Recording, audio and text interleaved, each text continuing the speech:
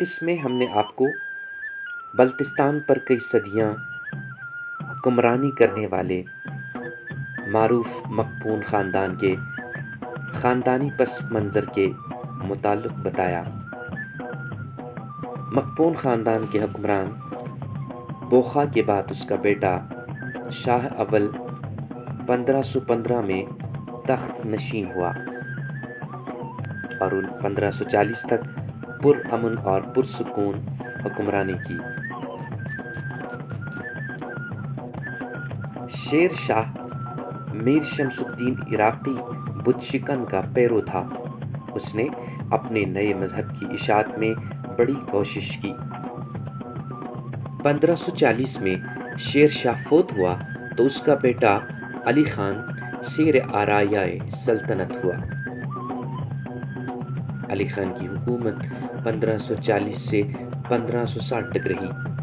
علی خان کے دور سلطنت سے حکومت مقپون کی خوشبختی کا ستارہ چمکنے لگا۔ حدود حکومت میں وسعت پیدا ہو گئی۔ مقپون علی خان کے دور حکومت میں علاقہ شنگ و شگر اور دراز وغیرہ میں ملحقہ علاقہ جات استور، چلاس وغیرہ کے درد قبائل کے حملوں اور لوٹ کھسوٹ کی وجہ سے انتہائی بے چینی اور بدامنی پھیلی ہوئی تھی۔ گناپا قوم کی اصل شاخ شنگ و شگر اور دراس میں آباد ہیں اور ایک شاخ گول سکردو میں آباد تھی۔ مقپون علی خان نے اس قبیلے کے ذریعے دراس اور شنگ و شگر میں شورش پھیلا دی اور ان لوگوں کو اپنی طرف مائل کر لیا۔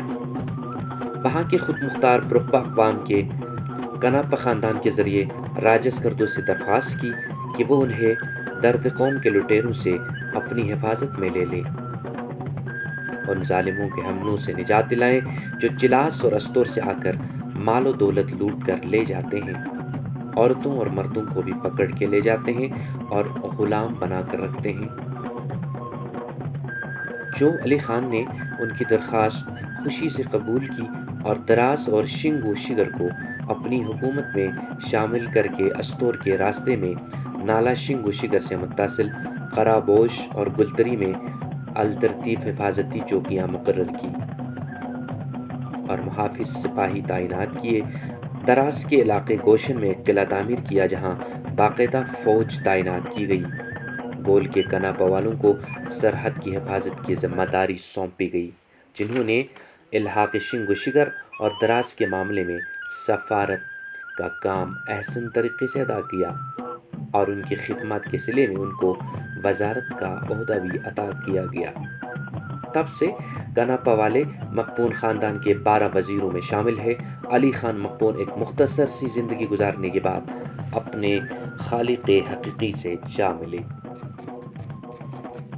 مقپون علی خان کی وفات کے بعد ان کا بیٹا غازی میر سکردو کا راجہ بنا، جو 1500 سے 1590 عیسوی تک سکردو پر حکومت کرتا رہا۔ غازی میر کی حکمرانی میں حکومت سکردو کی وسعت اور اقتدار میں بہت ترقی ہوئی۔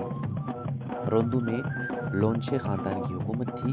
جب اس خاندان کا آخری حکمران لاوارث فوت ہوا تو غازی میر نے روندو پر قبضہ کر لیا۔ ستک بدستور روندو کا دارالحکومت رہا۔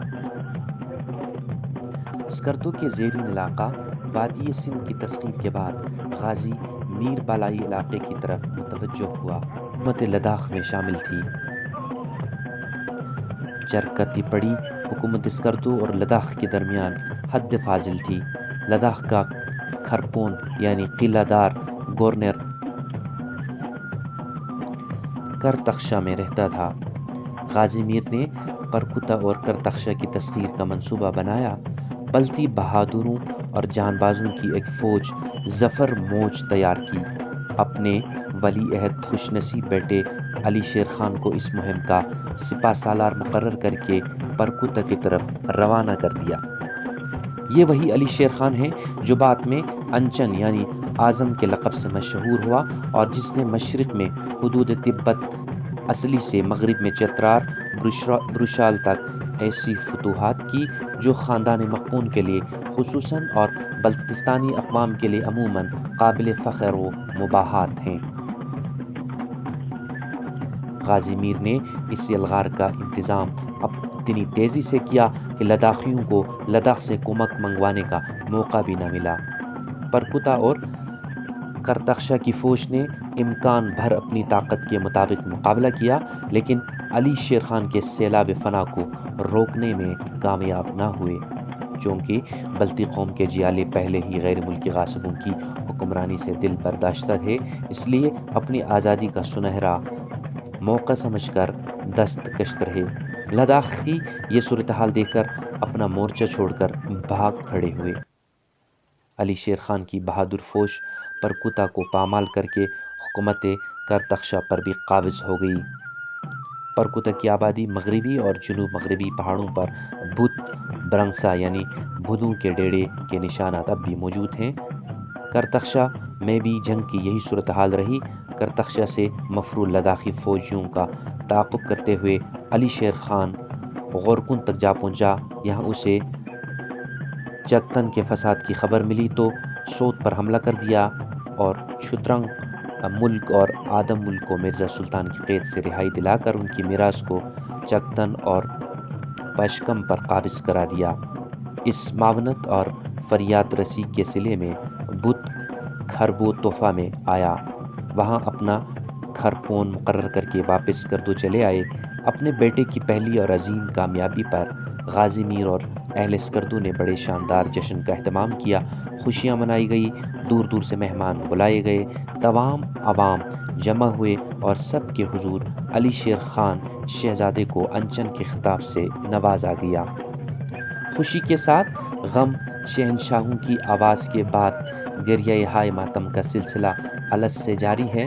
ابھی اسکردو کے عوام کے چہروں سے خوشی اور انبساط کی رونق کم نہ ہوئی تھی کہ راجہ غازی میر جہاں فانی سے رخصت ہوا۔ گنگ سنگے کی حیثیت بدل گئی اور اسکردو کی فضا پر رنج و اندوہ کے بادل چھا گئے۔